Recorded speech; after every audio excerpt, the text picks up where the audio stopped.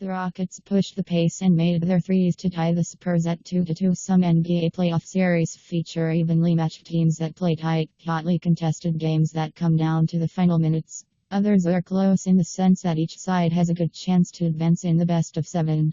After 4 games all decided by double-digit margins, the Western Conference semifinals between the No. 2 San Antonio Spurs and No. 3 Houston Rockets mostly assuredly qualifies in the latter category.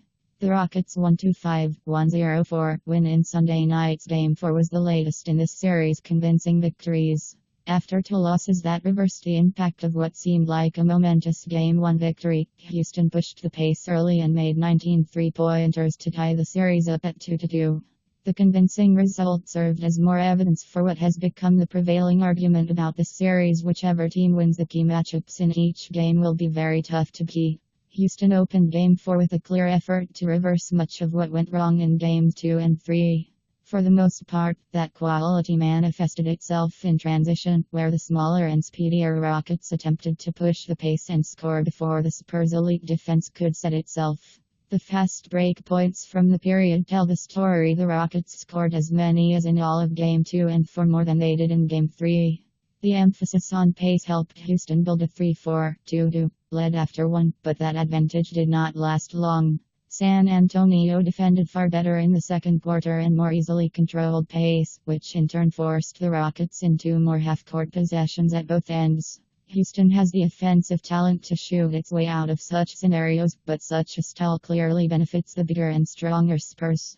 Kawhi Leonard put forth another game-controlling performance with 14 points on 6 of 10 shooting, and his presence allowed 5 Spurs to contribute 6 points apiece. This was Leonard at his best. He drew extra defenders with drives, got to damn near any spot he chose, and used his ever-improving skills to finish it all off buckets. Nevertheless, the Rockets entered halftime up 5-7, 5-3. Thanks in large part to their ability to get 18 three-point attempts, of which they made an acceptable but not overwhelmingly impressive 7. The goals of this matchup are clear for Mike D'Antoni's team: spread the floor, let it fly, and hope the slower and front-court-oriented Spurs can't hang.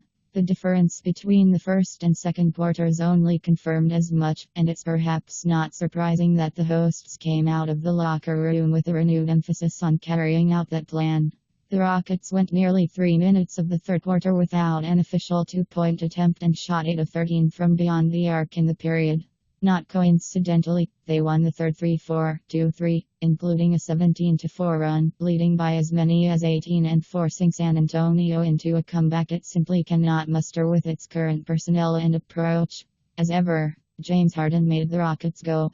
The MVP candidate followed up per Game 2 and shot heavy Game 3 with a balanced performance of 28 points, 10 of 18 FG, and 12 assists. He conducted the offense, limited bad decisions, and moved with the confidence of a player in control of it all.